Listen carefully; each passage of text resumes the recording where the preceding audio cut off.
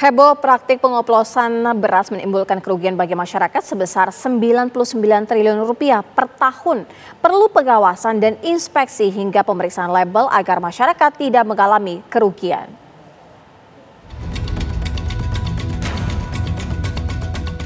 Kementerian Pertanian bersama Satgas Pangan Polri mengungkap praktik pengoplosan beras yang marak terjadi di pasaran.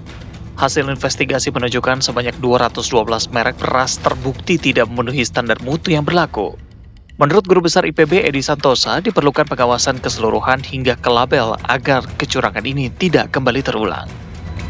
Saya kira perlu dilakukan pengecekan, inspeksi, dan sebagainya, termasuk misalnya dari sisi labelnya apakah sesuai atau tidak, termasuk kuantumnya bagaimana. Karena bisa jadi bahwa beras yang katakanlah kuantumnya itu dicantumkan dalam label 5 kilo, tetapi ketika ditimbang menjadi 4,99, itu berarti kan seolah-olah itu kuantumnya kurang, emang kurang. Nah, itu bisa jadi bukan kesengajaan, tetapi karena misalnya alatnya error. Nah, di situ tentu ada di perdagangan, ada bagian metrologi yang perlu secara rutin untuk mengecek apakah timbangannya itu sudah ditera atau belum, rutin ditera ataukah tidak. Nah, kemudian dari sisi label, apakah yang dicantumkan di dalam label itu sesuai dengan apa yang dijanjikan.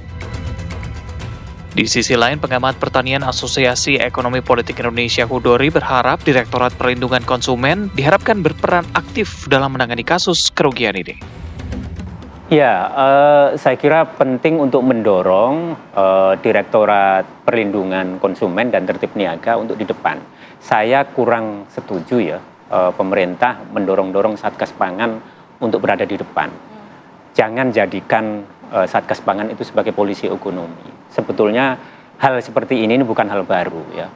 Pemerintah mendorong-dorong polisi sebagai polisi ekonomi. Sejak tahun 50-an sudah terjadi dan sebetulnya gagal gitu loh. Jangan sampai ini dipersepsikan nanti oleh pelaku usaha, itu yang muncul adalah ketidakpastian usaha. Yang muncul sekarang ini kan berdekatan keamanan, seolah-olah pelaku usaha, penggilingan, pedagang yang besar itu musuh negara kan gitu loh. Itu nggak baik saya kira. Baik. Dengan kerugian fantastis hingga 99 triliun rupiah per tahun, publik berharap pemerintah segera mendesak pelaku diusut tuntas sehingga menimbulkan efek jera. Tim TV One mengabarkan.